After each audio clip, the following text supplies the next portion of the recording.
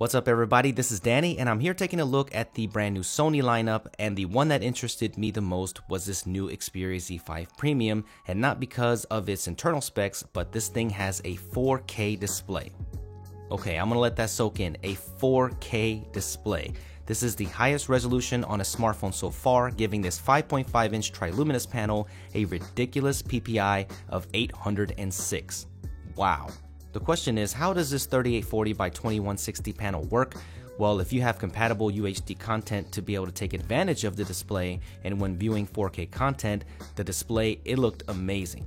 The display quality was great with decent viewing angles and great colors, but when putting it up next to a Samsung Galaxy S6 Edge Plus side by side on normal tasks like the home screen, I'm gonna be honest here, it was really hard for me to tell the difference. I will have to get one to test this thing further, but on quick look, they both looked equally as sharp.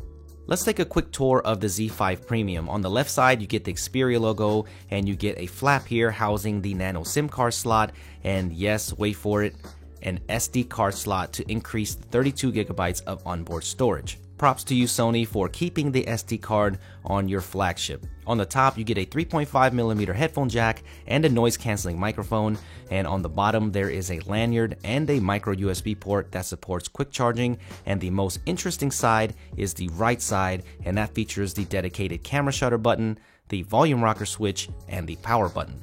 This power button is special though, for in my opinion, this is the most ergonomical and most convenient way of housing a fingerprint scanner.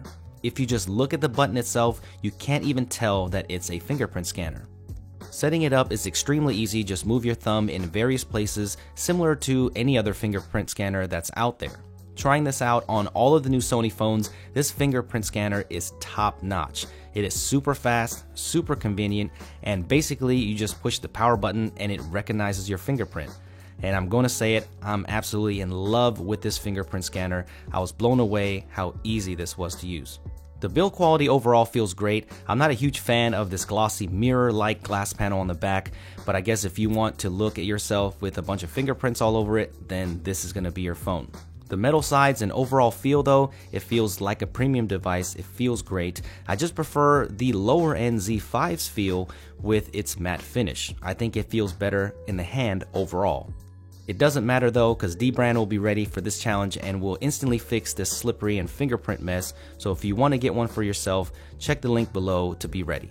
The Z5 Premium is powered by the Snapdragon 810 processor with 3GB of RAM and the Adreno 430 GPU, so it should have plenty of horsepower to push these pixels around, but Sony claims that this 3430 mAh battery can give you up to 2 days of battery life. But I am really highly skeptical of this due to the high resolution of the display and the processor set, so I can't wait to get one for myself to put it to the test. Here you get the typical Android 5.1 experience with the Sony skin on top. Some people hate it, some people love it, but performance seems to be snappy all around. With the time I had to play with it, I don't see any significant lags here, but that can't be determined until further testing, but on first initial impressions, it seems promising.